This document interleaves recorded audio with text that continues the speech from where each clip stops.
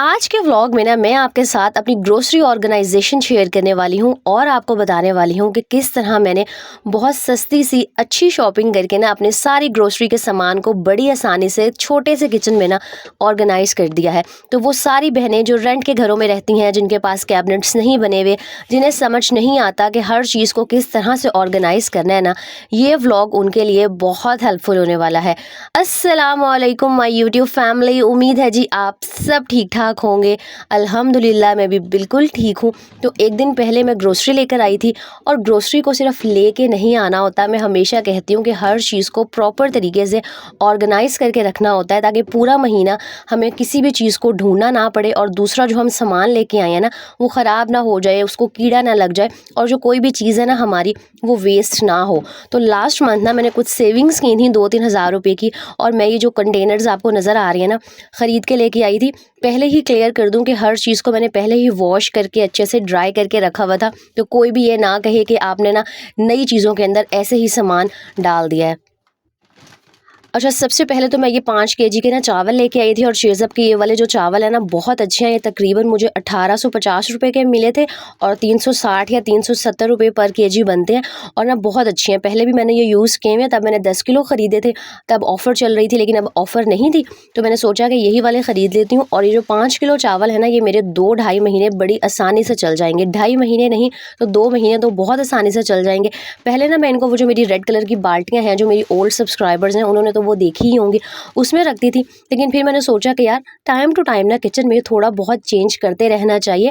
इंसान को ना अच्छा अच्छा फील हो रहा होता है जब लाइफ में और किचन में थोड़ा सा चेंज आता है। तो मैंने ये बास्केट्स ख़रीदी थी और मुझे लग नहीं रहा था कि इसके अंदर 5 किलो चावल आ जाएंगे, लेकिन बड़ी आसानी से आ गए थे। तो ये जो कंटेनर्स नज़र आ रहे हैं ना आपको बहुत यूज़फुल है। इसके अंदर आप चावल रख लें, आटा रख लें, दालें रख लें, या जो घर के और भी सामान होते हैं ना छोटे मोटे, जैसे बच्चों के टॉयज़ हो गए, कपड़े हो गए, बहुत कुछ आप इनके अंदर रख सकते हैं। और जो ये एक बॉक्स आपको नज़र आ रहा है ना ये मैंने 280 रुपये का ख़रीदा है डिस्काउंट स्टोर से, और ये मैंने 2 ख़रीदे थे। एक के अंदर मैंने जो सारे अपने चावल थे पूरे महीने के, बल्कि 2 महीने के, वो डाल के रख दिए थे। और ये जो दूसरा था ना इसके अंदर मैं ये जो मेरी चीनी के पैकेट्स हैं ये रख दूँगी। कोशिश किया करें कि चीनी को ना पैकेट्स के अंदर ही रखा रहने दें। अगर शॉपर में आती है तो शॉपर में रहने दें। पैकेट्स को ना कट करके चीनी को खोल के ना रखा करें, क्योंकि हम जितनी मर्ज़ी एहतियात कर लें और बॉक्स को हम एयर टाइट बंद कर लें, लेकिन फिर भी वो जो चूंटियाँ होती हैं ना वो कहीं ना कहीं से जो बॉक्स है चीनी का उसमें घुस जाती हैं। अच्छा, चावल और चीनी के लिए मैंने वो बड़े वाले जो कंटेनर्स थे वो ख़रीदे थे। इसके अलावा दालों को रखने के लिए ना मैंने ये वाले ऑर्गेनाइजर्स बाय किए थे। ये भी 280 का मुझे एक मिला था, ये भी मैंने डिस्काउंट स्टोर से ही लिए हैं। और ये ना मैं बहुत अरसे से सोच रही थी कि मैं अपने किचन के लिए ख़रीदूँगी। मैं यहाँ पे एक बात क्लियर कर दूँ कि मेरे किचन में जो भी सामान है ना वो सारा मैंने मोस्टली 100 रुपीज़ शॉप से या तो ख़रीदा होता है या डॉलर स्टोर से ख़रीदा होता है। मैं कोई भी ना इतनी ज़्यादा पैसे लगा के चीज़ें नहीं ख़रीदती। कोशिश होती है मेरी कि अच्छी चीज़ें ख़रीदूँ, क्वालिटी भी अच्छी हो, लेकिन हाँ रीज़नेबल प्राइस में हर चीज़ मिल जाए, क्योंकि भाई हर कोई महंगी चीज़ें जो है ना अफोर्ड नहीं कर सकता। और समझदारी भी यही होती है कि इंसान कम बजट में अच्छा सामान ख़रीद ले जो पायेदार भी हो और जो आपका किचन है ना वो भी अच्छा लगे। तो मुझे ये दालों के लिए बहुत अच्छी चीज़ एक लगी थी। इसके अंदर मूंग मसूर की दाल मैंने रख ली थी और बीच में पार्टीशन हुई हुई है, तो कोई घबराने की बात नहीं है कि दालें आपस में मिक्स हो जाएंगी। और दूसरा मेरे पास जो मैंने कंटेनर था ना उसमें मैंने चने की दाल रखी थी और मसर साबुत। अच्छा, मेरे पास किचन में बहुत सारा माशाल्लाह सामान है, लेकिन चने की दाल रखने के लिए ना अभी तक मेरे पास कोई प्रॉपर कंटेनर नहीं था। तो मुझे बड़ी खुशी हो रही थी कि चलो अब मेरी जो चने की दाल है ना वो भी एक प्रॉपर जगह पे आ गई है। अच्छा, मैं हमेशा जो भी दालें होती हैं ना उसके अंदर ये जो कड़ी पत्ता है वो ऐड कर देती हूँ। मैंने कहीं सुना था या पता नहीं देखा था कि अगर कड़ी पत्ता ऐड कर दो ना तो दालों के अंदर कीड़ा नहीं लगता, और वाकई मैं 1 साल से इस तरह कड़ी पत्ता रखती हूँ और कभी भी मेरी दालों में ना कीड़ा वगैरह जो है वो नहीं लगा। और इस मंथ की ग्रोसरी में मैं दालें ख़रीद के नहीं आई थी, क्योंकि आप सबको ही पता है जो मेरी सब्सक्राइबर्स हैं कि मैं दाल बहुत कम पकाती हूँ। तो मैं ना अपना बजट भी इसी तरह से मेंटेन रखती हूँ कि एक महीने कभी कोई ग्रोसरी का सामान ज़्यादा ले लिया, जिस तरह इस दफ़ा मैंने चावल ज़्यादा ख़रीद लिए थे तो अब मुझे 2 महीने ना चावल ख़रीदने की ज़रूरत नहीं पड़ेगी। ये छोटी छोटी बातें होती हैं जो हर औरत को ना पता होती हैं कि उसने किस तरह से जो अपना बजट है ना उसको मैनेज करना है। खैर, ये मैंने बास्केट 100 रुपीज़ शॉप से ख़रीदी थी, 120 रुपीज़ की, सॉरी 100 नहीं 120 की थी ये, और ये बड़ी मुझे ना यूज़फुल लगी थी। और इसके अंदर कुछ सामान था जो पिछले महीने का पड़ा हुआ था, तो मैंने सोचा कि पहले सारा सामान ना निकाल के रख लेती हूँ और फिर जो हर चीज़ है ना उसको मैं ऑर्गेनाइज़ करूँगी। अच्छा, मेरी वो सारी बहनें जिनका जो किचन है वो नॉन मॉड्यूलर है, मेरी तरह कैबिनेट्स वगैरह कोई नहीं बने हुए ना, तो पहले मैंने एक बड़ी सारी टोकरी रखी होती थी, उसके अंदर मैं ग्रोसरी का ना सारा सामान ला के रख देती थी। लेकिन फिर मसला ये होता था कि पूरा महीना ना मुझे हर चीज़ ढूँढनी पड़ती थी, कभी कोई चीज़ नीचे दब जाती थी, कभी कोई चीज़ नीचे दब जाती थी।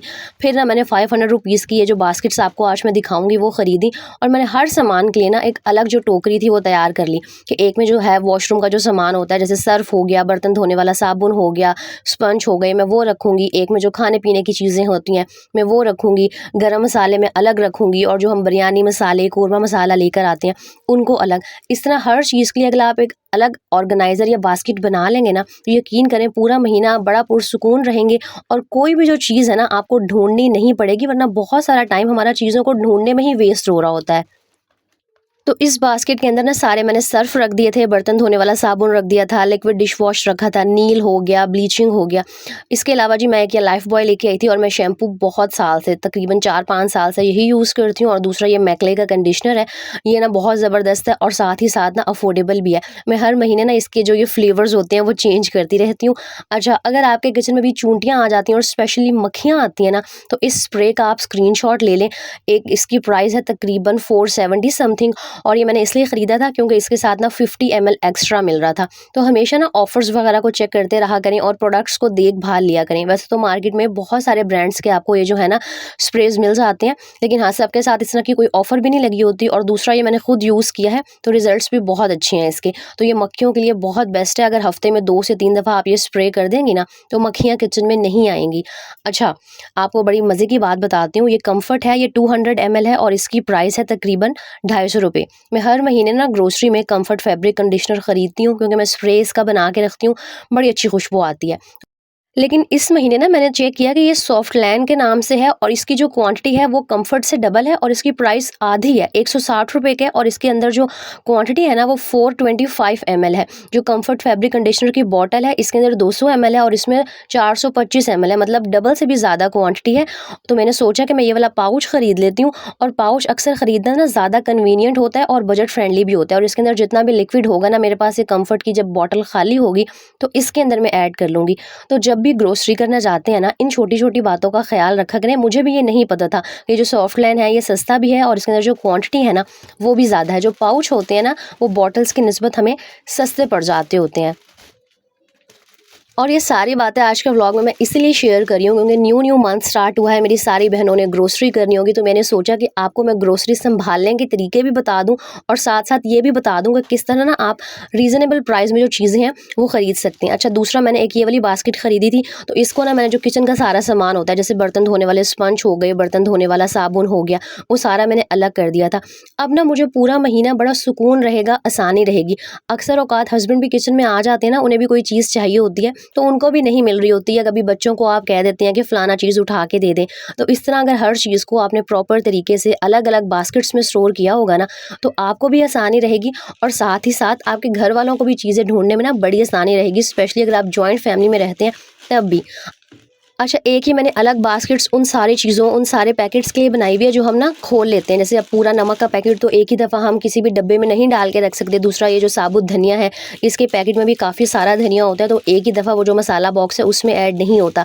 बाकी कोरमा मसाला हो गया, बिरयानी मसाला हो गया, इनके मैं पैकेट्स निकाल लेती हूँ, और जो बॉक्सेस है ना उनको डिस्कार्ड कर देती हूँ। तो जो भी चीज़ें मैं खोल के यूज़ कर लेती हूँ ना, उसको मैं इस बॉक्स में डाल के रख लेती हूँ, ताकि इनको हवा भी ना लगे, और जो चीज़ें हैं ना वो मेरी सेफ़ भी रहें। तो जो भी पैकेट आप खोलते हैं ना, उसको बड़ी एहतियात से और संभाल के रखा करें, वरना जिन भी पैकेट्स के मुंह हम खोल देते हैं, फिर उसके अंदर या तो नमी चली जाती है या उनके अंदर कीड़ा लग जाता है। बाकी ये जो है ना कोरमा मसाला हो गया, बिरयानी मसाला हो गया, कस्टर्ड हो गया, कॉर्नफ्लावर हो गया, इनके लिए मैंने अलग बास्केट्स बनाई हुई हैं। और ये सारी बास्केट्स मैं दोबारा बता दूं कि मैंने 280 वाली सेल से ख़रीदी हैं या फिर 120 वाली सेल से ख़रीदी हैं। मतलब कोई भी जो सामान है ना वो महंगा नहीं है, हर चीज़ ना हर कोई अफोर्ड कर सकता है। और यकीन करें, मैंने तकरीबन 10-15 दिन पहले से ये काम किया है कि हर चीज़ को ना अलग अलग ऑर्गेनाइज़र में डाल के रख दिया, और मुझे बहुत बहुत आसानी हो गई है। और मेरी ना हमेशा से यही कोशिश होती है कि जिस काम से, जिस चीज़ से और जिस प्रोडक्ट से मेरी लाइफ आसान हो रही है ना, वो मैं आप सबके साथ शेयर करूँ, क्योंकि मेरी बहुत सारी बहनें हैं जो मेरी तरह हैं, जिनका लाइफ़स्टाइल मेरी तरह है, और उन्हें ना अपने किचन को ऑर्गेनाइज़ करने में बड़ा मसला हो रहा होता है, समझ नहीं आ रही होती कि चीज़ों को आपने कम स्पेस में किस तरह से रखना है। तो आप मार्केट से ना बड़े कम पैसों में इस तरह के ऑर्गेनाइज़र्स वगैरह, बास्केट्स हो गए, जार्स वगैरह ख़रीद सकते हैं, और इनको ना आप बड़ी आसानी से किसी भी जगह पे रख सकती हैं। ज़रूरी नहीं है कि आपके पास कैबिनेट्स हो, मेरे पास भी नीचे सीमेंट के सिर्फ 2 से 3 खाने बने हुए हैं। लेकिन हाँ, अब एक औरत पे डिपेंड करता है कि उसने अपने किचन को, अपने घर को किस तरह से सँवारना है। जैसे मैंने ना आगे पर्दे लगा लिए हैं, तो अगर आपके भी कैबिनेट्स वगैरह नहीं बने हुए ना, तो पर्दे लाज़मी लगा लें। इस तरह आपका जो भी सारा सामान होता है ना, वो पीछे छुप जाता है, और जो आपका किचन है ना, वो बिल्कुल भी मेसी नहीं लगता और साफ़-सुथरा लगता है। लेकिन हाँ, जब आप पर्दे वगैरह लगाती हैं ना, तो आपको वो थोड़ा-सा छिपकलियों वगैरह का बड़ा ख़्याल रखना पड़ता है। इसलिए मैं टाइम टू टाइम ना ये जो मेरे खाने बने हुए हैं, इनको साफ़ करती रहती हूँ। और बाकी वो जो ज़ैपिड का मैंने स्प्रे आपके साथ शेयर किया है ना, वो ज़रूर अपनी ग्रोसरी में बाय कीजिएगा। लेकिन हाँ, उसकी एहतियात बस आपने ये करनी है कि खाने-पीने की चीज़ों से उसको दूर रखना है बिल्कुल, और हाँ, बच्चों से दूर रखना है। बाकी वो मक्खियों वगैरह के लिए ना बहुत यूज़फुल है। तो यहाँ पर जी चेक कर लें, मेरा ग्रोसरी का जो सारा सामान है ना, मैंने प्रॉपर तरीके से अच्छे से ऑर्गेनाइज़ कर दिया था। बाकी ये जो कैबिनेट्स हैं, इनकी ऑर्गेनाइज़ेशन भी मैंने कुछ दिन पहले आपके साथ शेयर की थी। पर्दे लगाना भी और सीना भी मैं आपको सिखा चुकी हूँ। कुछ भी कन्फ्यूज़न हो, कुछ भी पूछना हो, तो आप वो कमेंट्स में मेरे साथ पूछ सकती हैं। अच्छा, इस दफ़ा ग्रोसरी में ना मैं ये डस्टबिन के बैग्स लेकर आई थी। मैं हमेशा आपको कहती हूँ कि डस्टबिन के अंदर ना शॉपर लगा के रखा करें। इस तरह जो डस्टबिन है ना, उसमें से स्मेल भी नहीं आती, और वो जो गीली-गीली सी गंदी डस्टबिन हो जाती है ना, वो भी नहीं होती। और हम सबके घरों में ना नॉर्मली इतने बड़े-बड़े शॉपर नहीं होते कि हम डेली बेसिस पर ना डस्टबिन के अंदर लगा सकें। तो इस दफ़ा ना मुझे ये पैकेट नज़र आया था, ये तकरीबन 160 का मुझे मिला था। इसके अंदर ना 10 शॉपर्स थे, तो मैं ये लेकर आ गई थी, क्योंकि डेली बेसिस पर तो शॉपर चेंज नहीं होगा। इंसान हफ्ते में 3 शॉपर भी चेंज कर दे, तो पूरा महीना ना ये आसानी से चल जाएँगे। और एक बहुत ज़रूरी बात, चाहे आप किचन में कोई भी सामान लेके आते हैं, कोशिश करें कि हर चीज़ के लिए ना एक प्रॉपर जगह हो, हर चीज़ को आपने एक प्रॉपर तरतीब से रखा हो। यकीन करें, जब आप छोटी-छोटी चीज़ों की ऑर्गेनाइज़ेशन का ख़्याल रखते हैं ना, एक तो आपको खुद दिल को बड़ी खुशी होती है, दूसरा आपका जो घर है, आपका जो किचन है ना, वो कोई भी आपको आकर देखता है ना, तो उसको पता लगता है कि हाँ, इस घर को जो भी औरत चला रही है ना, बहुत सलीके वाली है, बड़ी समझदार है। अच्छा, सारी जो मेरी ग्रोसरी थी ना, वो मैंने ऑर्गेनाइज़ कर दी थी। सिर्फ़ ये जो आटे का ड्रम है ना, इसको साफ़ करना बचा हुआ था। तो हमेशा जब भी कोई भी सामान लेके आते हैं, चाहे आटा हो गया, चावल हो गया, कोई भी चीज़ अगर पिछले महीने की बची होती है ना, तो पहले उसको निकाल लिया करें। कभी भी जो बचा हुआ सामान होता है ना, उसके ऊपर जो नई चीज़ होती है, उसको ऐड मत किया करें। हमेशा जो पुरानी बची हुई चीज़ होती है, कोशिश किया करें कि पहले वो इस्तेमाल करें, और फिर जो नया ग्रोसरी का आप सामान लेकर आए हैं ना, उसको आपने यूज़ करना है। तो ड्रम में ना ये आटा थोड़ा-सा बचा हुआ था, इसको मैंने निकाल लिया था, और मैं हर महीने ना ये 15 किलो वाला एक ही दफ़ा आटे का थैला ले आती हूँ, और मेरा पूरा महीना बड़ी आसानी से ये चल जाता है, बल्कि महीने से ज़्यादा ही चल जाता है। और आप लोग अक्सर पूछ रहे होते हैं, आप भी, आप कौन-सा आटा यूज़ करती हैं, मैदा यूज़ करती हैं? तो भई मैं ये बाज़ार वाला जो आटा है ना, वो यूज़ करती हूँ। इसका कलर सिर्फ़ वाइट होता है, लेकिन ये बिल्कुल रबड़ नहीं होता। तो मैंने आज आपको सब कुछ दिखा दिया कि मैं ये सब कुछ ग्रोसरी में ख़रीद के लेके आई थी, और ये सारा सामान तकरीबन 12 साढ़े 12 हज़ार रुपए में आ गया था, और इस तरह से हर चीज़ को जी मैंने ऑर्गेनाइज़ किया था। व्लॉग अच्छा लगा हो तो लाइक कर दीजिएगा, एक प्यारा सा कमेंट कीजिएगा, अपना बहुत सारा ख्याल रखिएगा। नेक्स्ट व्लॉग में मिलेंगे। अल्लाह हाफ़िज़।